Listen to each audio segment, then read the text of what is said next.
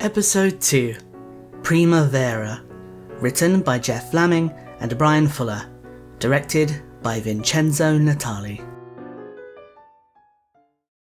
Welcome to Fate and Circumstance, a Hannibal fan podcast. I am your host, Felix Fanfaron Fern, and these are my co-hosts. Hello, I'm Melisa Suzan, and Melisa Suzan is tired of seeing the same people be cut open with a knife to the point I've become desensitized to it. Anyway, carry on. Hello, I'm Shaira Bambi, and I'm also tired of seeing it, but not because I'm desensitized, because I keep getting sad that Abigail is dead. No, I'm not feeling that. I'm just feeling a bit fed up. I'm like, all right, get it, sharp, die.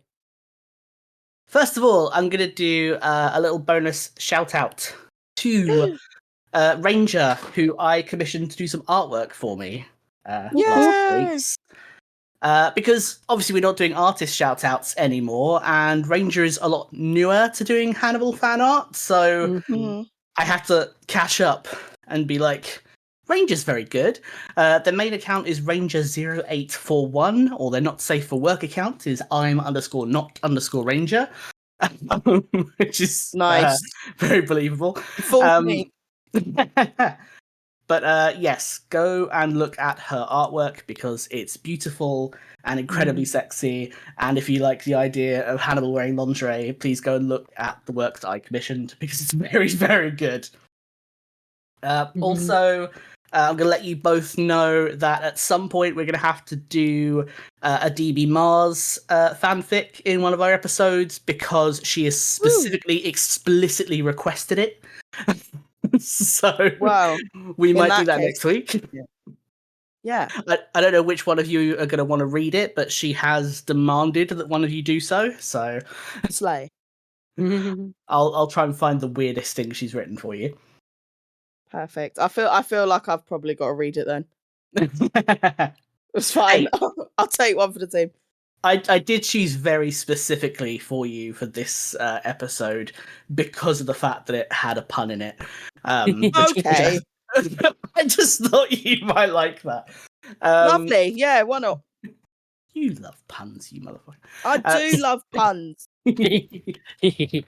So, speaking of fanfics, the first one that we are doing today is a fic by Tiger Prawn, and the fanfic is called One Hand Free, and I'll talk a little bit about it after the excerpt. Shaira! Yeah, which I get to read it. Yes. I like Tiger Prawns.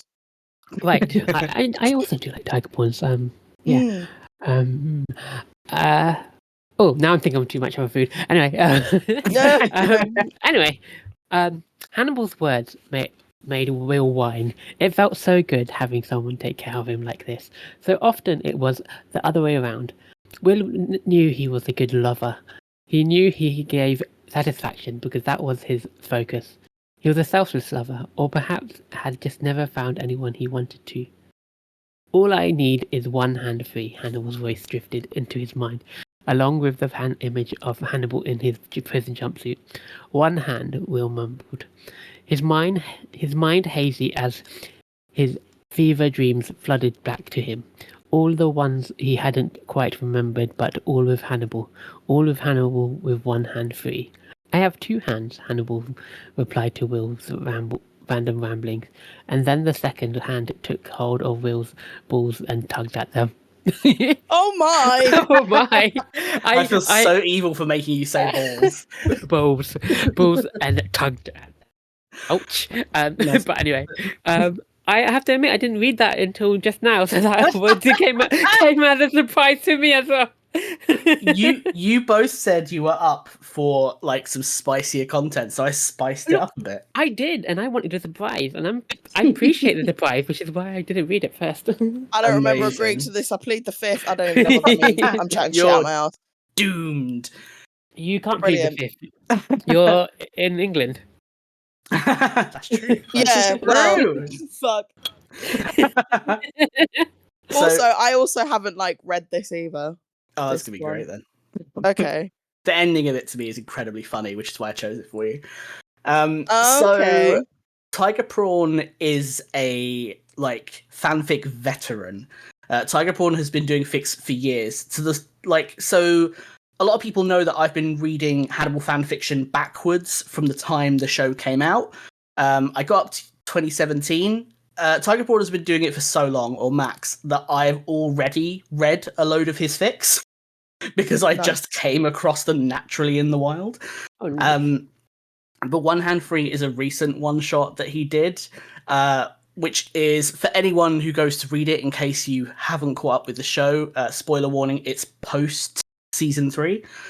So in this fic, Will, wakes up from feverish nightmares, remembering when he envisioned himself as Abel Gideon with the one hand free thing in the back of the prison van.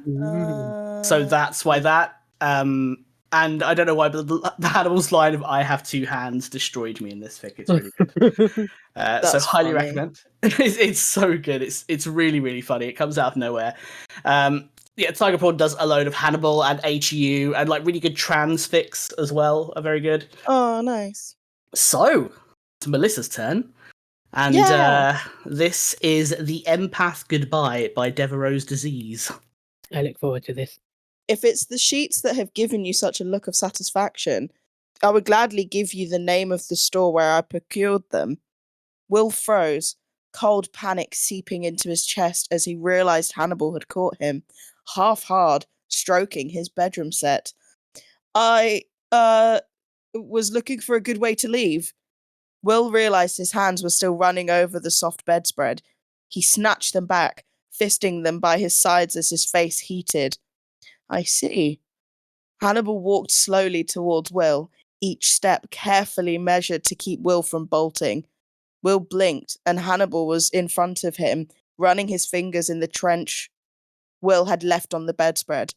You were looking for an exit, but you found my bedroom instead. Tell me, Will, were you hoping to go? Or to come?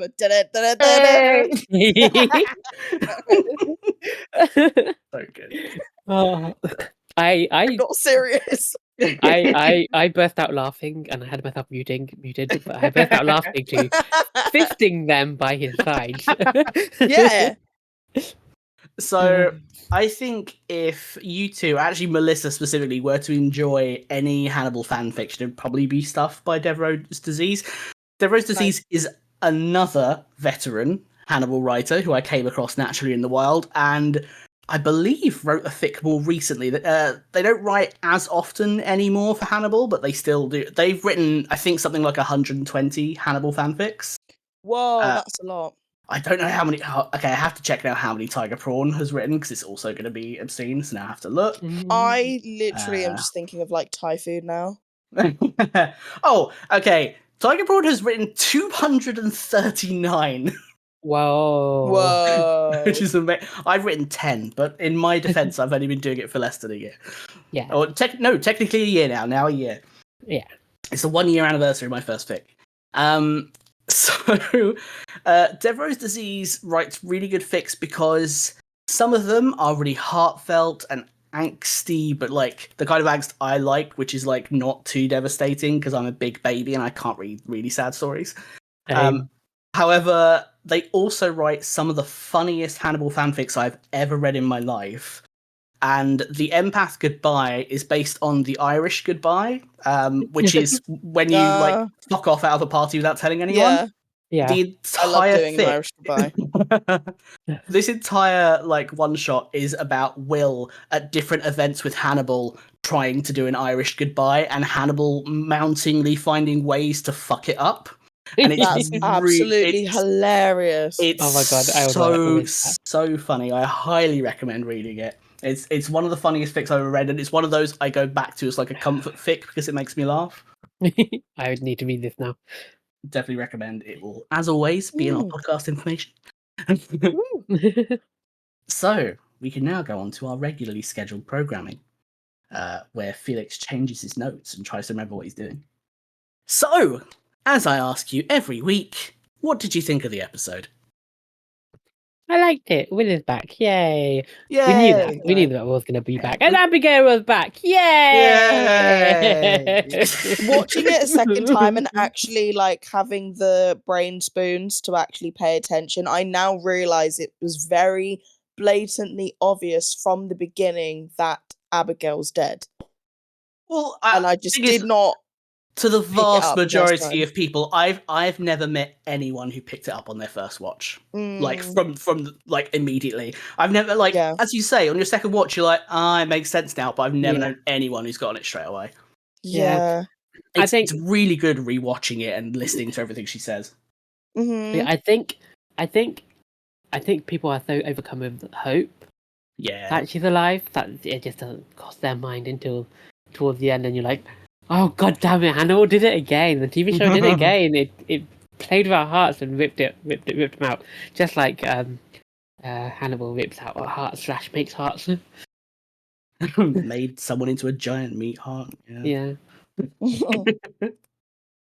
I think it's really nice that the show, after making you focus on just Hannibal, has an extremely Will-centric episode to balance it out. Yeah, I Yes. definitely like that. Yeah, I really enjoyed it, and I also really liked the new character that we get. Inspector Patsy! Inspector Patsy, he's really something. He's really cool. I like him. Yeah. He's not likely to live, so I'm just not gonna be like, oh, love him. He's a good character. Because, Never get attached to anyone in never this get show. to character. No. Anyone in the show. I could get attached to Hannibal because apparently he's unkillable. Yeah, and Hannibal's he's invincible, so that's fine. main character, but I can't get attached to Fuck Will. that guy. Yeah. So, this episode is titled Primavera. Primavera means spring, however, it is not a dish or a course. So, thanks, Brian Fuller, for fucking that up for me. There is pasta primavera, but that's like an American dish, it's not Italian. Yeah. But Primavera is also the name of the painting by Botticelli that Patsy talks about to Will that he saw Il Nostro sketching in the Uffizi Gallery. Yeah. So it might not be a meal or a course, but it's the thing we see in the episode. Yeah. So that's fun. I'm not going to talk about that painting because we'll talk about that in a different episode. Oh, okay. Isn't that fun? A little teaser for you there. Well, thank you for blue balling us again. Like There's going to be more paintings. How exciting! So, I have let Shaira and Melisa know that the version we see of Mizumono in this episode is not the same as the finale of season 2, but made up of different takes as well as a different soundtrack. I've also shown you both parts of the two scenes one after the other so that you could see the differences. Spoiler, they said they didn't really see any. Some fanables have thoughts on these differences, but before I get into that, I wanted to know what you both thought. You can tell that I read this and I wrote this in advance. Do the subtle changes make a difference to how the scene plays out to you at all? If I notice the changes. I mean, no. I think I noticed like very subtly like different camera angles, perspectives at certain points. It is very, very close. So, not gonna lie, I'm gonna be brave. We listen, we don't judge. Kind of didn't like seeing it a second time. I feel hear me out, because I think if it was certain chopped up moments, certain things are like to kind of elicit like a memory or like a little throwback, I think it would have been a bit more enjoyable to watch. But this is on like personal preference. I definitely understand why they did it, because it's kind of like more painful for us to rewatch all of it again, because it's kind of like, oh fuck, we have to watch this again, but it's also like bringing up emotions again, and it's kind of like, yes, make you suffer, you're gonna fucking suffer watching this again. But low-key, the differences were so subtle. In my personal opinion, I think it was a little bit of time wasted in the episode and a bit of a like filler. Sorry, hate me, don't care, come at me, fight me. You know what? I agree. I think it didn't add anything to the episode. Thank you. I feel seen and heard. You can have a recap. I don't think it added anything to the episode. Maybe like literally just flashes of I let you see me, and you would deny me my freedom, etc. That whole part of the scene, that part of the scene, and not all of the cutting and killing. Yeah. It honestly could have been like a really long throwback, like a really long Yeah, But just memory gonna thing. quick throwback. I didn't expect, and I didn't think like re-recording it and just having it again just didn't work for me. It hurt. Yeah, It peace and hurt like love a kind of hated bitch it. because I really care for Abigail. As we have as you know completely, where I was like, Abigail alive, and then suddenly she's alive, and then no, she's not alive anymore. My whole painful arc. But yeah, I agree with Melissa. I think it was unnecessary, and we could have just had done with Yeah. a few like, hey, this happened, reminders instead of oh yeah, watch I this think again. it's the Watch first that happen time, again. yeah. I think it's the first time I kind of like maybe disagree with something to the point where I'm like, I actually actively don't like that. But this is the first time, which to be honest, it's a long series. Like I'm surprised there hasn't been anything prior. Mhm. And I still like saying all of that, like I didn't like it. That was just basically preference. Like I still get it. Yeah. But you know, could have been half the time. Did Yeah. they want to like not put as much in the episode? Maybe it was an editing thing. Because there wasn't enough difference in my eyes. It just didn't need to be as long as the original. Peace and love, Yeah. Souls Babes. Yeah, it could probably be just because they tried to add more Hannibal in a very Will centric episode. But yeah. Boo. No, I think that's a perfectly valid criticism. When I first watched it, I felt the exact same way. Because the finale of season 2 is so hard hitting. Mm-hmm. I understand that they were maybe going to really make you focus on what happened to Will and Abigail, to really make you think about it when seeing Abigail alive. Yeah. But I agree, I don't think it's necessary, and with the season finale being so good and traumatic, I think it takes away from it a little bit to make you watch it again. Absolutely. Yeah. I think it would have been different for people watching it when it came out, because they would have had a huge break between season 2 and season 3. So Sure. it probably felt different for them being suddenly forced to watch it and be reminded again. I would have thought, yeah, if you were watching it at the time, it probably didn't feel as bad of a choice. But upon reflection, when you're watching it all together, it's a bit weird. Yeah. I don't mind as much now because I've watched it so much and people talk about the differences quite a lot, and I enjoy that conversation. But otherwise, no, I agree with you both. So on the topic of the differences, they are incredibly subtle. I mean, well, one of them is not subtle. One of them is the soundtrack. In Mizumono, you have the piece of music which is called Mizumono, which is sad and emotional. And then the piece of music they use in Primavera is like scary. It's really tense and not as nice. That's probably why I thought Hannibal's because that wasn't a difference. But that's why I probably thought that Hannibal's last sentence to Will was the wade into the water felt more aggressive than it did. Yeah. Than it did in the. It makes the whole thing very different. Yeah. Basically, so I'd say the takes are subtle. I don't know why they use different takes. They might mention it on the commentary, but because I don't have a working Blu-ray player, I haven't listened to the commentary.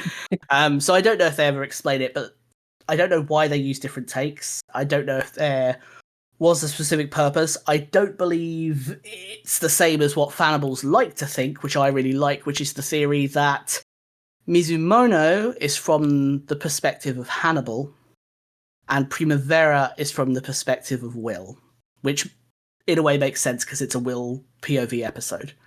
So in Mizumono, when Will speaks to Hannibal, he kind of, it's hard to explain, but he kind of, it's a grimace, but it looks a little bit like a smirk when he's talking. Whereas in Primavera, he doesn't do that with his face. His voice is a little bit softer and he looks a lot more upset. So a lot of people like to see it as, in Mizumono, because it's from Hannibal's perspective and Hannibal is hurt and feeling betrayed, Will looks a little bit more defiant. Whereas in Primavera, he doesn't at all. He just looks very broken. He sounds more upset. He's more upset when he goes to kill Abigail. Like, he's a bit more whiny and saying no and stuff. So yeah, a lot of people like to think that they're two different POVs because of how they come across. In the script is a little bit different as well. Obviously, this is just general commentary rather than what people think about it. This was just something I noticed when I was reading the script. Is that the script is a lot more emotive in Primavera. So although they do it again, the script does have it scripted fully. This bit of scene, so it's not just like here's a flashback. It writes the whole thing again. But with more in it. So it's got phrases like Abigail turns and see him, her face is tear streaked, she is agitated, doesn't know what to do, Will struggles to process her, says Abigail begins to shake, fighting sobs. It says Hannibal is looming behind Will, arm coming round as if in an embrace, swiftly moving. Will is still in shock about Abigail when Hannibal warmly welcomes him with open arms. It describes Hannibal's speech as heartbroken. It says Hannibal winces almost imperceptibly. It's got Hannibal is genuinely sad. None of that is in Mizumono. That's all in only the Primavera script. So that also kind of adds to the idea that it's a lot more, this is sad. Which is interesting. Everyone is so quiet. Yeah, no, No, I just I contemplating. don't know. I feel like if it needs to be at like, you know, when you have to explain a joke too much, it loses its punchline, it loses like the funniness or whichever. I feel like, sure, it's fun for people to like look back at things, especially like a series that you really love or a book that you really love, and then notice things that you didn't before, and it's really fun to like dig for them. But sometimes I feel like when it comes to this, because it was such a long sequence, I feel like because the differences weren't obvious enough, I feel like it just took away from what it was trying to give. But that is a completely personal, objective kind of opinion. Yeah. So like for me personally, it didn't do. I don't disagree with you at all. I just thought it might be nice to let you know what fanibals have theorized about it. Yeah. Yeah, no, for sure. I like the theory. It's a nice theory, especially if you see like screenshots and clips back to back and stuff in better quality than what I showed you earlier this evening. Yeah. I think my main takeaway is it's just upsetting and I don't want to see it again. But Which is the whole show is upsetting, and yeah, 100%. Like, it's a good reminder of what happened. So I don't feel Just like want to be half the reminded. time. Well, speaking about upsetting things, our next talking point is, I will get this one out of the way. The episode tries to trick us into believing that Abigail is alive, only to reveal that she died. Will seems to be imagining her, but he does seem to ultimately understand that she's dead, as opposed to a figment of complete denial. So how did you feel about the reveal, and also Abigail's presence in general in this episode? Really. Other than Casey Roll is pretty. Look, I was really happy to see Abigail, and then I was really sad that Abigail was dead. So like, I think it's a good one. It was a good reminder that it's a good reminder that kind of Will uses Abigail kind of like as at least the memory of Abigail as the memory of who he believes Abigail is as a rock. What's the word? Stabilizing presence.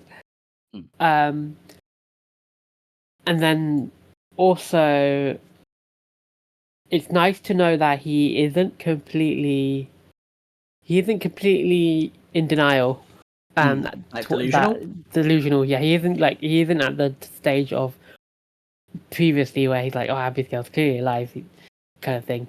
Which, to be fair, Abigail was alive. But yeah. I liked her inclusion. It was very it's always lovely to see again the actress. Yeah. Like, yeah, I think I also throughout the whole of the season 1 and 3, I kind of embodied Will in a way, and where like, oh no, she's my child, kind of thing. Like, no, you can't die. And then yeah, I think, as I said before, but when watching it wasn't immediately obvious to me. I think it definitely felt weird. Like there was definitely something that felt a bit off, but I just thought it's the show. Fuck it. Like nothing. I can't trust anything or anyone. But now watching it a second time from the fucking beginning, it is so obvious that she is dead. Like that first scene, we have never, ever, ever seen Abigail talk in the way that she was talking, in the way in which it was like she was quite literally Hannibal and Will's child, in the way that she was speaking, like her like vocabulary and just like the way in which she would talk. It was exactly like them. And it was almost like, for the most part, I think it was basically, it felt like Will having a conversation with his own conscience that was just embodied as Abigail physically. And I found it really interesting that like the only time that she was kind of perceived is when they were in was it a cathedral or a church? Cathedral? Chapel. A chapel. So like the only time she was like perceived was by someone in the chapel, what looked like a equivalent of a priest. Sorry, He I'm is a really priest, bad yeah. with. No, Yeah. you're completely So right. it was just like, yeah, just a priest like kind of looking over, and it was like very interesting that like he sort of looked over, and it was kind of almost a thing of like, it was very slow motion as well, and it's yeah, you know, she's being perceived as a ghost, or better go away. I thought that was quite a cool little touch. And then towards the end of their conversation before she disappeared, I realized he was saying, Will was saying like, oh, what if no one died? And in my head I was like, oh my god, how did I like completely miss that? And it was like, what if no one died? Like what would have happened? And I was like, oh my god. Yeah. Of course, he's just talking to her, being like, what happened if he didn't die? Oh Yeah. Christ. Yeah, I think that was probably my favorite element of the episode, Abigail being there. Yeah. Yeah, I agree. So there's a few things you hit on there I would like to talk about. One, you mentioned that like she speaks differently. She also kind of looks different. Like her hair is a bit. She looks so clean and put together. Her hair's really nice, and she's well dressed. She's not dressed like she was in the clothes Alana gave her when she was in the hospital. And it makes me think of Will's dream of teaching her how to fish. Yeah. It's like Will's idealized version of Abigail, because when Abigail was alive, I talk about this all the time, I think because I get frustrated because no one else does. They didn't get along very well. He had an idealized version of her, and she was kind of scared of him. Yeah, true. That is not how Abigail was. She was awkward around Will. She didn't trust him. And I suppose you could argue, well, if she was alive, she's now had Hannibal's influence, and Hannibal wants them all to be together, so maybe that's why she'd be nice to Will. But no, it's Will's version of her. And you mentioned the priest. One of my favorite moments in the episode. A lot of people used to like talking about like, what does it mean? And there's like, you can get that spiritual angle of it. He's a man of God, so maybe that's why he sees her. And yeah, it like slows down on her face for a moment, and towards the end of the shot, she looks kind of uncomfortable that he's staring at her. Yeah. So I do know in the commentary that Brian Fuller basically confirmed that there's no reason for it. They were just fucking with the audience. That's it. There's no deeper meaning. They're just wankers. You can find a meaning in it. Yeah, sort of like one of those things where it's just a nice shot. It fits in well with the vibes, but it's something that everyone can take in their own way. It's literally any other like piece of art, really, isn't it? Yeah, it's just a cool moment, but they didn't like. Yeah. They didn't put a lot of thought into it, basically. It is a very cool shot. Like, yeah, it's just a really nice moment. Like a very vague base something, because they did want people to be like, oh, look at this, like this is cool, and the priest is the only one noticing her, and then she's like, oh fuck, like I've been seen. Like it's almost like the whole thing that we believe of like entities of any kind, like they get perceived and then they're like, fuck, like I've got to be away. Like that is our whole understanding, and like how media has portrayed all of this type of thing in any way. So I feel like there was like definitely like a vague something. According to them, I'm calling no. you out. Arseholes. I am calling you out, Brian. I think it's full of shit. Well, You meant you something. Just kind like, of interpret not it going to two say ways in anything. terms of that. Well, that's the thing. Pardon? Like we now know that Abigail was just part of Will's consciousness. But Yeah. if the priest sees Abigail, that would suggest she's a separate entity, which is kind of fun because then you think, okay, so is she a ghost? Is she part of his Yeah. mind? In reality, was it actually the priest looking at Will? And it was Will Probably. looking uncomfortable because he was being stared at. Yeah, that's probably, like, I think if you were to Yeah. break it down, that's probably the truth of what actually happened in that moment. Was Will is by himself praying in this church, this random American. So the priest was probably staring at him because of that and not actually because of anything, like, weird. And then you mentioned, like, the whole consciousness thing. And that's my favorite thing about this episode. To me, Primavera, in a weird roundabout way, is the most honest version we ever see of Will.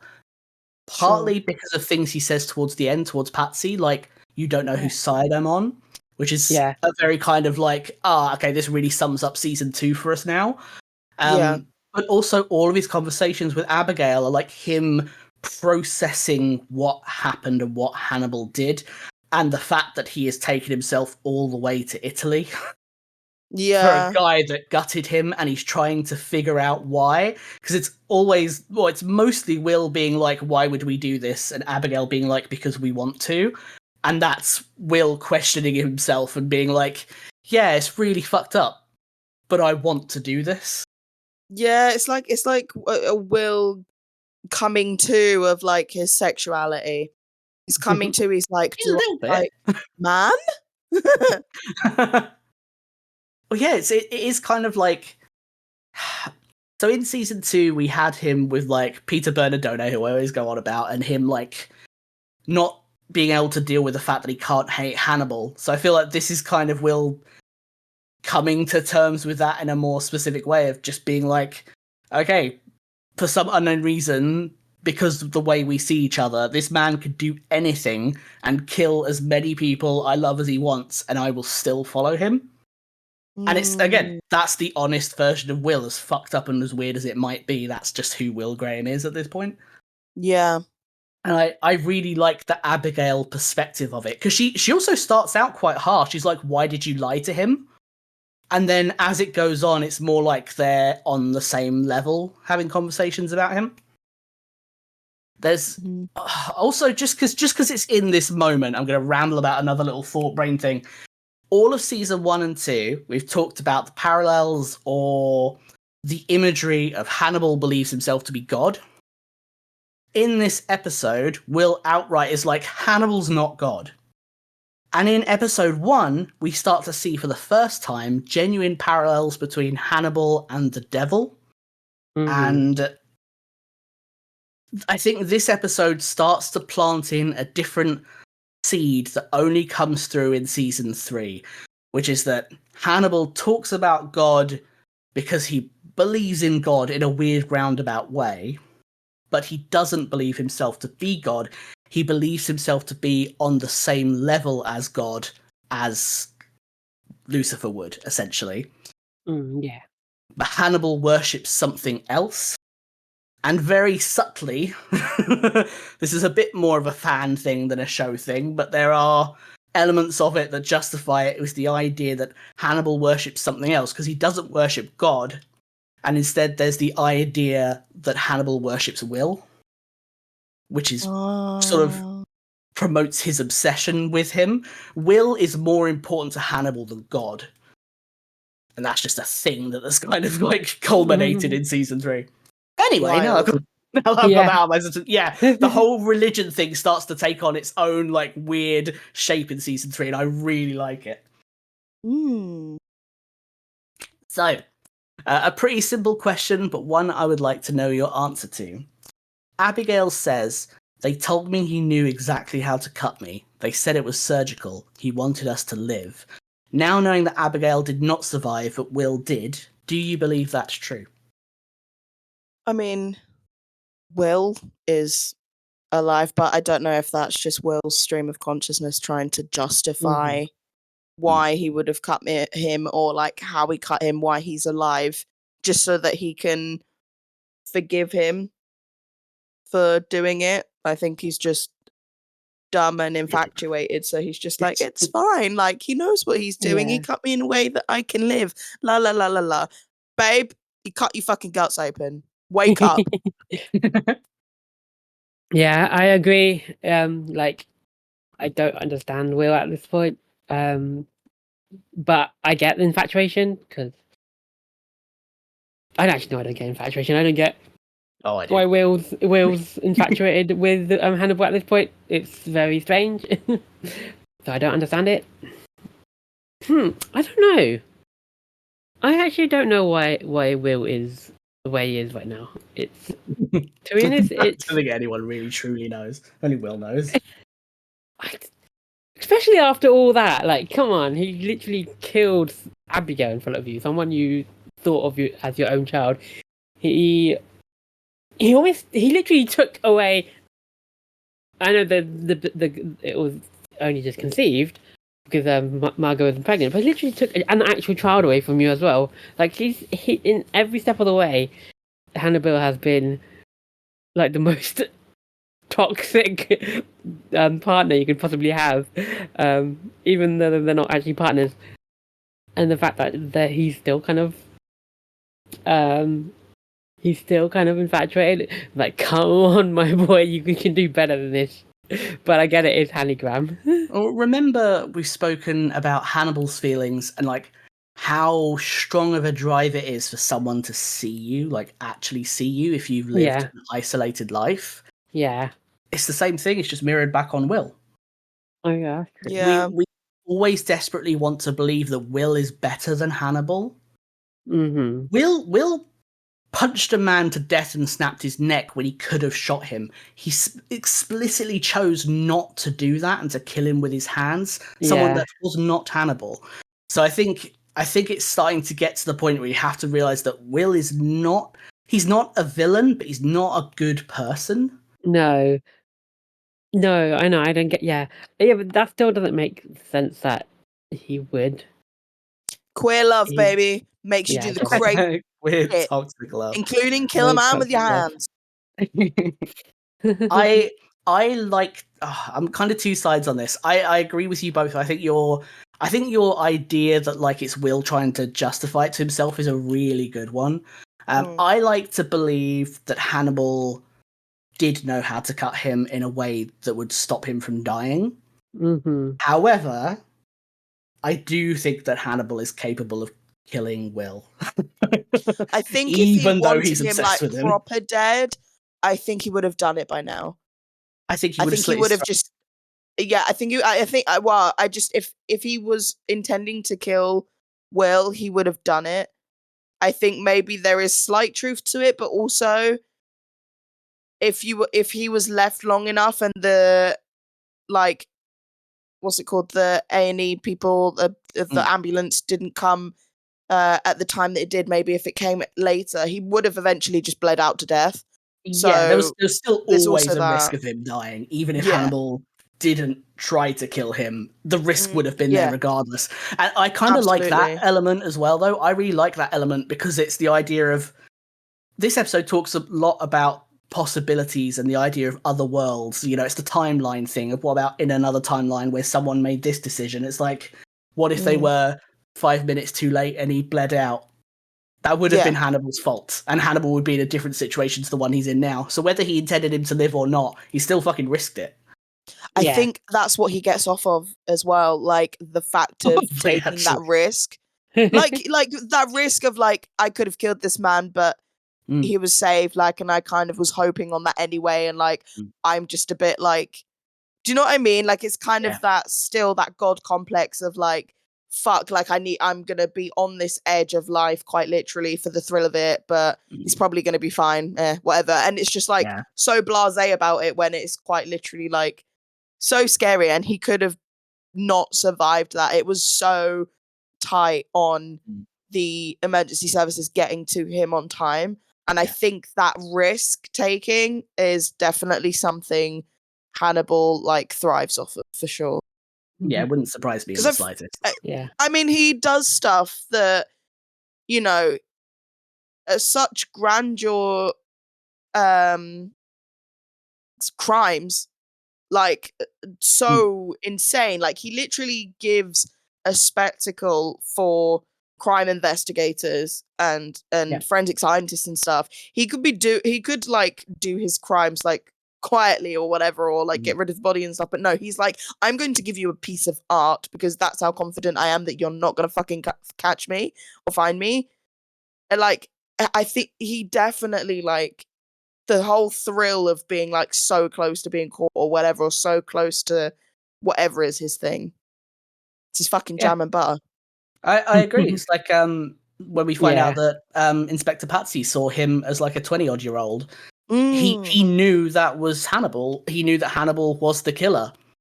All it would have taken was one different decision, and he would have been arrested. Yeah. It was, again, all because he didn't leave evidence behind, but like, he can fuck up. He's the show loves to be, oh, look how infallible he is. He's not. Ultimately. Yeah. No, he could definitely. He thinks he is, which is why we think he is. Yes. I think he's a massive knob. As much as I love Hannibal, you are correct. Yeah. Talking about Will and emergency services, I just wanted to talk about the amazing scene towards the beginning where we see blood start to soak through his bandages and then antlers pierce through. I posted an image in our Discord for you to see, because it's one of those things where a lot of people miss it until someone pauses and does a still. As the blood soaks through, it creates the shape of two lips and it looks like a kiss mark. I thought it looked like a mouth C, right? And I was like, it's going to be one of those that you talk about. Yeah, it looks like a pair of lips before the antler comes through. So again, there's like this subconscious romantic notion between them constantly going on that's like not being addressed, which I really like. Let's go on to our next talking point. So, we've spoken about him a little bit. So, in this episode, we're introduced to Inspector Patsy, someone who claims to have the same gift as Will, and perhaps an equal, though different, obsession with Hannibal Lecter. What did you think of Patsy? Damn, you're smart. I love him. Well, he was really cool. I think he had very good quotable quotes. And I think that's what I liked him the most. He's quite poetic in the way he talks. Yes, I love the way he talks. I just felt like I was in like a kind of old movie set in like Italy, and I was like, oh my god. Like, he has that classic voice and accent that's like so like timely in films. Am I making sense? No, I totally know what you mean. He has a really thick accent, but he speaks really slowly, so all of his words are really pronounced, and it kind of just has this old-fashioned feel to it. It's just very like melodrama rather than like the normal kind of acting in the show. Yes, for sure. But for some reason, somehow it didn't feel out of place. It was quite humorous in a way. Like, it was just enjoyable. He's a bit of a caricature. I like him. Yes, that's it. That's the caricature. I'm very glad to hear that you both like him, because I know a lot of people don't. A lot of people don't like Inspector Patsy. I think fuck you lot. Right? I quite like him. Yeah. He's a complicated character, which is really fun. Also, we've never had this concept of someone having the same abilities as Will come about, and it's like, it's Italian Will. Interesting. I low-key kind of want to see evidence. Yeah. Yeah, it's very interesting for him to like claim it, because we know he's read about Will, but it's like, but how much does he know about Will's empathy disorder? Does he have an empathy disorder, or just is he an extremely talented profiler and therefore thinks he's the same? We don't know. This guy just coming out of nowhere, being all mysterious, sounding low-key like an Italian version of Puss in Boots, just coming up and being like, yes, I have the same power. I know him. Like, I know this man. I can see and feel things, the same things. Babe, prove it. Like, I love him, love his vibe so far, but also prove it. Like, also, this is like crazy. Like, this random man just coming up to you and being like, "Yes, I am the same." Like, okay, bit of like warning vibes, but also I'm like it so far. I think one of the reasons there's kind of a love-hate relationship with him as well is also one of the things I think we like about him is one of the things people don't like. which is he is very clearly overdubbed, which is one of the reasons why his voice sounds a little bit louder than everyone else's and a little bit different. That's one of the reasons why it stands out. And I really like how it sounds. Yeah. Once you realize it sounds like that because he's been dubbed over. I don't know why. I don't know if maybe he was a bit mumbly when the lines were originally delivered, so they had to make it clearer, maybe. I'm wondering maybe your accent thing. So I think it gives it more, it adds to the melodrama of his acting. So I kind of like it, but it's a little bit off from everyone else, and some people really don't like it. I think it's funny. Yeah, I'm like, it's weird, and it makes him a little strange. And I'm like, but I'm kind of so used to it at this point. I'm like, it just kind of adds to the funness of his character. I was going to say, I think it ironically really adds to his vibe and the character. I think if it was in any other character or circumstance, I think maybe it would stick out a little bit too much, but given everything else contextually, I think it actually works in his favor. Yeah, he gets away with it. I don't think anyone else would. With his accent and everything, he gets away with it. Yeah. So speaking about Patsy, we can also speak about Il Mostro a little bit. We see a photo of young Hannibal in this episode, which a lot of people love. Unsurprisingly. So I posted in our Discord a picture of the actual photo that is of. I don't know if either of you had a chance to look at it. Oh, yeah. Yeah, I saw that. It's like, doesn't look like him at all. I mean, it's still his face, they've just edited it. So the original photo is from Unit 1, which is the early 2000s Danish crime drama that Maz was in. So they just took a photo from that, edited the clothes and the hair, and the hair they use is the hair of Rory Chaney, which is the production designer for Hannibal. Amazing. Oh, yeah. No, I know the picture. Is that the short hair? Like him. Yeah, so the shaved head is the original picture from Unit 1. And then the edited version has just been made to try and make him look a little bit younger, different suit, and Rory Chaney's hair. Yeah, like the picture is obviously him, but like the monster, the real monster of Florence does not look like him. Oh no, well no, because that's a different actor. I don't know who plays him actually. That's just a random person playing young Hannibal. Yeah. Wait, the shaved head is actually Mads's? Yeah, that's the real photo of Mads Mikkelsen from the early 2000s. Oh my god! Yeah. Oh, okay. I was gonna say he looks like a London boy in that photo. Il Mostro was a term actually used in Italy for an actual serial killer, which is a little bit weird. And of Florence, so not even just Il Mostro, but Il Mostro di Firenze. So the monster of Florence. That's cool. That's cool. So yeah, that's what the Italian media called a serial killer who was active between 1968 and 1985. 60s to 80s, of course, they named him the monster.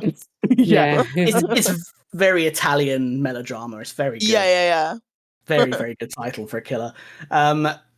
He's never been identified, so still no idea who Il Mostro is.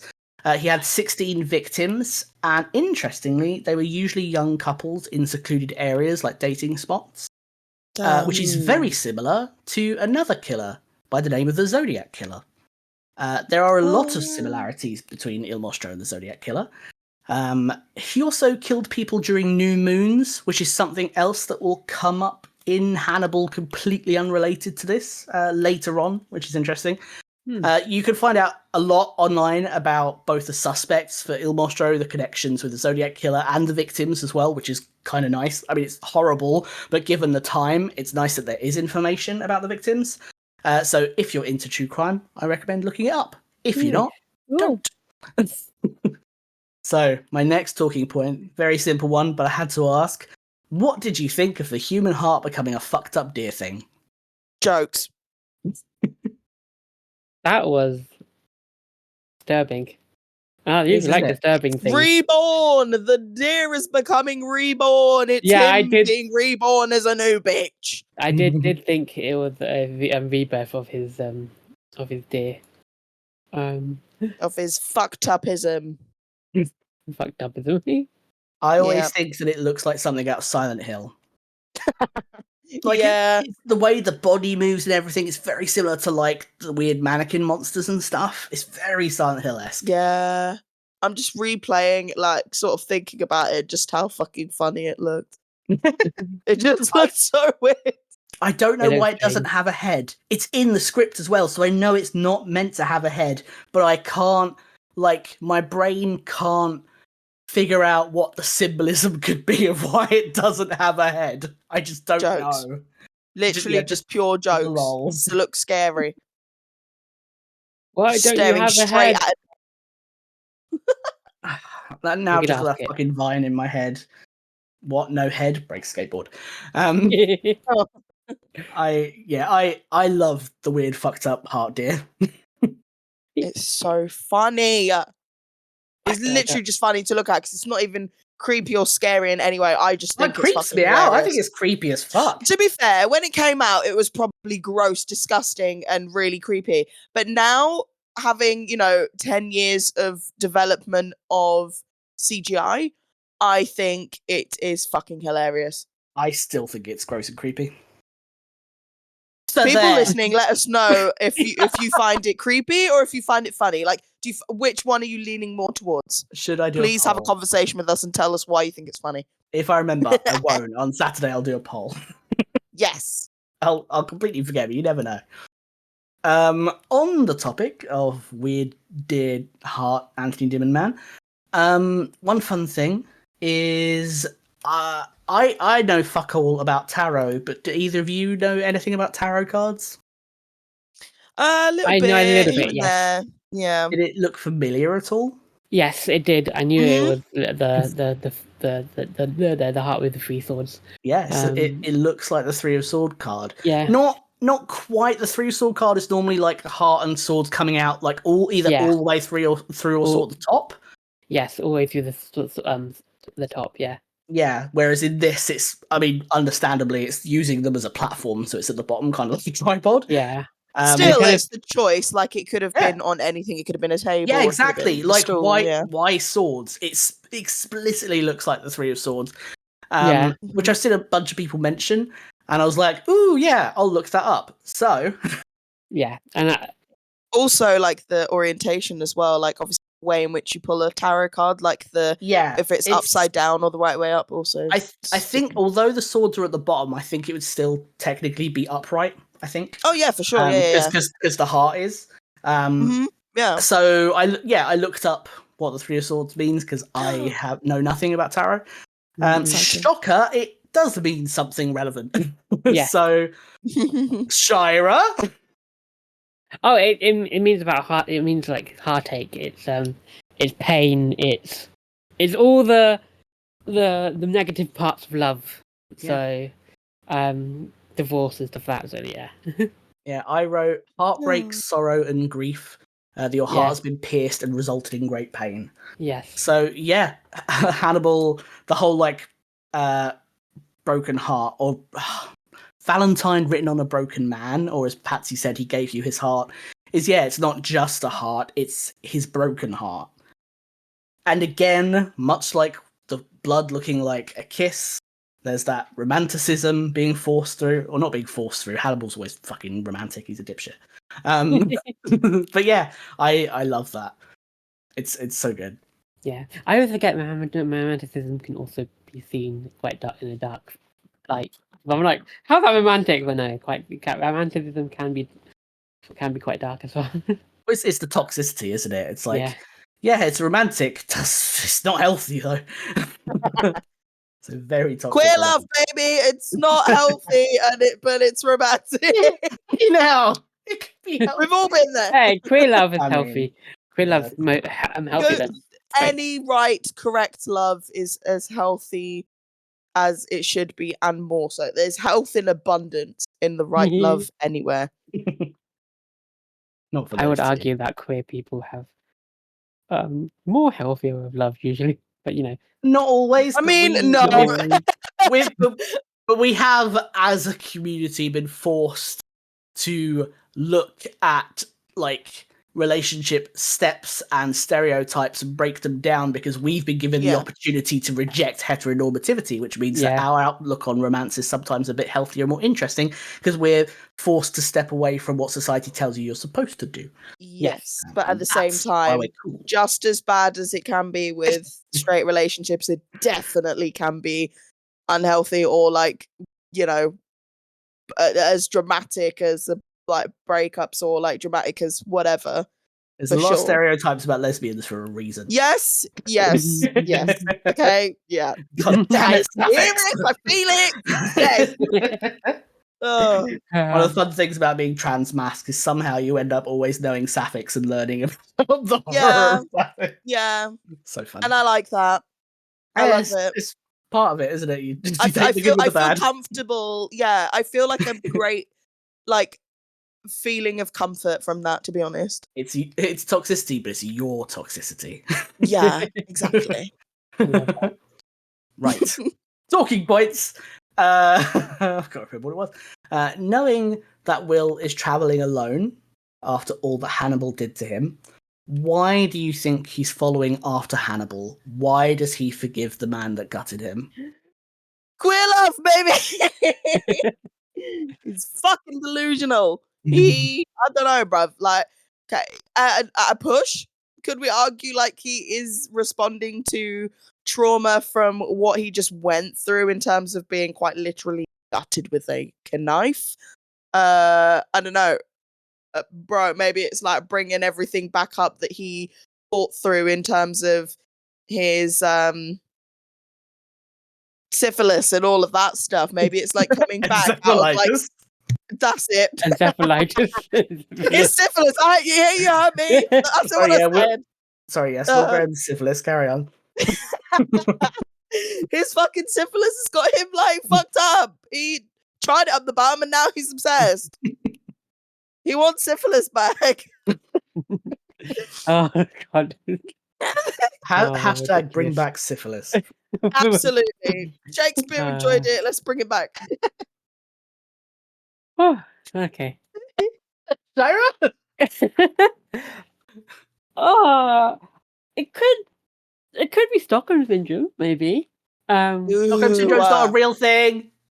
Okay, yeah, it's not a real thing. But this Yeah, is real life. I'm such a pedantic cunt about yeah, that. you're right. But Yeah, this isn't real life. This is Yeah, a no, you're drama, absolutely right. so- This is the suspend your disbelief show, so it could be fucking anything. Yeah. yeah. No, but yeah, no. I mean, they could have tried to rewrite it as Stockholm syndrome, but I digress. I want to understand why, but I'm like, I don't get it. Like, No, I get. think that's the most fair answer, to be honest. I don't get it. After all that, I don't get it. Like, yes, yes, maybe after he came out of prison, they got close together because yes, there was a dynamic when he got close together because he's trying to investigate and you're very in close proximity, so you have this, you can have that connection. But after what he did to Abigail and you and all of your friends, I do not understand Will and his obsession with Hannibal now. It's not to catch him, but it can be, but like he even said himself that it's like, how do you know I'm on your side? I am just confused at his actions. I think that's completely fair and valid. Like, Yeah. I think in a way we've kind of said some of it, like that idea of how strong a force it is to be seen. Like, if you feel isolated from other people, especially as he was, after season 1, incredibly isolated from other people. But ultimately, the only one who knows is Will Graham, and who knows what the fuck is going on in that boy's head. It's partly that thing of having to come to terms with the fact that Will is not the good boy we thought he was in season 1. But he's also not Hannibal. He's not like Hannibal exactly. Even though they're two sides of the same coin, they're not the same person. He will never be as Hannibal is. So it is just very confusing. I think that's kind of one of the fun things about this episode. It's just like, you went this far. Why? Because it gives the idea that Abigail's the one kind of churning things along, setting the wheels in motion, because Abigail was supposed to be with him. They were all supposed to be with him. They were supposed to be a family, but she's not there anymore. So why would he be there? That family unit doesn't exist. Which cat is yelling? You! It's Honey. Honey's yelling. Just look behind me, just staring at me. Yeah, no, I don't think we really know. I mean, I have ideas as someone who's seen it a million times and written a lot of things about it, but we'll think about it more later on, I suppose. On that note, our final talking point, which is another one where it's just like, you may have no thoughts at all, but it's one of those things where like I feel like I have to ask, even if the answer is I don't fucking know. And the question is, do you have any thoughts on what might be going through Hannibal's head now that Will has given him his forgiveness? Oh, brother, fuck me. I don't fucking know. Do you know what? What I think will be wrong, but then actually right, and then I'll be like quadruple bluffing myself, and then all of that will be a bluff on top of that. My head hurts. I'm tired already. So I'm gonna say fuck knows, and I'm gonna let Jesus take the wheel, or God, or Hannibal. Oh, Hannibal, yeah, or Hannibal. I don't know. Maybe he's gonna be like, my love, you'll come back to me. You've forgiven me. After all of that done, I'm gonna take you back in my arms. Kind of bullshit. I don't know. Pull your pants down, turn around, and bend over. Yeah. Well, there's a lot of fan fictions where the scene in the catacombs ends exactly like that. Yeah, what people wish had happened in the catacombs, but no, you sick fucks. What Maz calls us. Yeah. Yeah, it's a mystery. It's a mystery.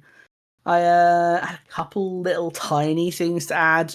One is, I think it's a really nice detail that when Will recreates the heart crime scene, he's not wearing his glasses. He's wearing them, recreates it. He's not wearing his glasses, and he's wearing his glasses again. We see that on and off throughout the show, but that's like the most obvious version, example to me. Also, you both probably know this, but I know a lot of Hannibals are like quite a lot younger, so I don't know how many young people know Peanuts and Peanuts references anymore.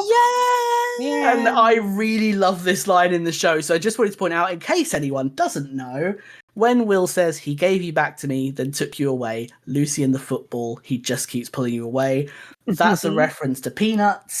Yeah. Where that was so cute. Right? Yeah, Lucy. That. She always sets up the American football for Charlie Brown to kick and then pulls it away at the last second. It's just a very American, really nice line. It's really sweet. Poor Charlie Brown. Yeah, poor Charlie Brown. And then we find out that Abigail is dead. Yeah. You activated kind of a core memory when you said Peanuts, because I just call it Snoopy. Oh, I did as a kid as well. I thought it was a Snoopy show, but then I was like, oh no, it's actually called Peanuts. Yeah, I was the same. I always thought that for ages, and then I say it as a kid, as quite a young kid, in late primary school, I read all of the books we had available. Like, I had a higher reading level, so one of my teachers just started bringing in random books, and I read all the random young novels. So she brought me a huge Peanuts comic compilation, an anthology, and so I've read all of the Peanuts comics, but it was a very long time ago. So I used to fucking love Peanuts as a kid, and I had a Snoopy backpack. Cool. I think I use it interchangeably, just basically talking about the same stuff. That's so cute. Hell yeah, I love Peanuts and love Snoopy as well. And Woodstock. I love Woodstock. Anyway. So, let's go on to our ending bits. Ending bits. Favorite quotes, please, motherfuckers. Yes, it's me. Okay, I got a fair few favorite quotes. Okay, so I'll start with my first. Because I think we all kind of, these quotes that we mentioned throughout the whole podcast, so pretty much they're just a highlight, and then I just go back to my favorite quote because it was just mentioned again. Because one, highlighted of core memory, and I love core memory. So that's the first one is that's his design. You talking about God or Hannibal? Hannibal's not God. Wouldn't have any fun being God, defying God. That's his idea of God. A good time. I like that quote because Very nice. it alludes to Hannibal being more. He doesn't see himself as God, but more of a devil figure. That's a first honourable mention. Second honourable mention is another man, not an innocent man, but innocent of those crimes, was a dream suspect. He was convicted on no evidence except his character. Blame has a habit of and then Will says, Blame has a habit of not sticking to Hannibal Lecter. It has the habit of sticking to you. Again, love that detective. Salty, cheeky Patsy. Yeah, choking cheeky Patsy. And then another Patsy quote is, another quote between Patsy and Will. I think my prayers would feel constricted by saints and apostles and Jesus Pontocrator. I can't. How do your prayers feel? I hope my prayers escaped, flown from here to the open sky and God. He is so full of himself as well. He's so whimsical. He's so whimsical, but he's also so full of himself. He is. He's so confident. He's so confident that he's going to catch Hannibal. That confidence is going to get him killed. And then, obviously, my favorite quote is because it pushed the core memory into the front of my mind. Is he gave you back to me, then he took you away. It's Lucy and the football. He just keeps pulling you away, which is so funny. And I giggled, but I also felt really sad at the same time. I was like, God, you're breaking my heart. But at the same time, it's hilarious. And a good core memory. Hell yeah. Hello. Hi. Basically, I don't have a quote, so my favorite quote is anything that Patsy says because it's fucking epic. And he literally is the Italian version of Puss in Boots. It's all I can think of. Puss in Boots. That's how he sounds. As someone who loves Antonio Banderas, I fully support that. My favorite quote is one that Shaira already said, which is you talking about God or Hannibal quote.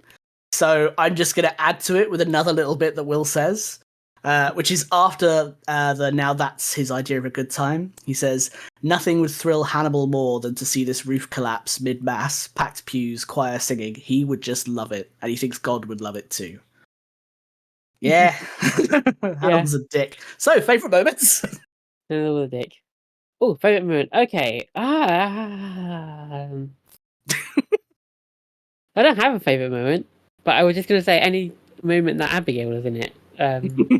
Because again, I really wish that Abigail was alive. He's so good in But this for episode. different reasons.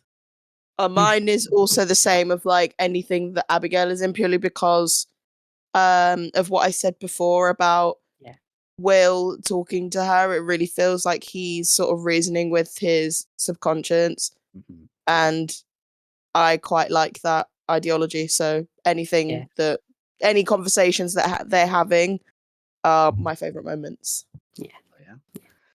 My favourite moment involves Abigail, but isn't quite as cheery. Oh dear.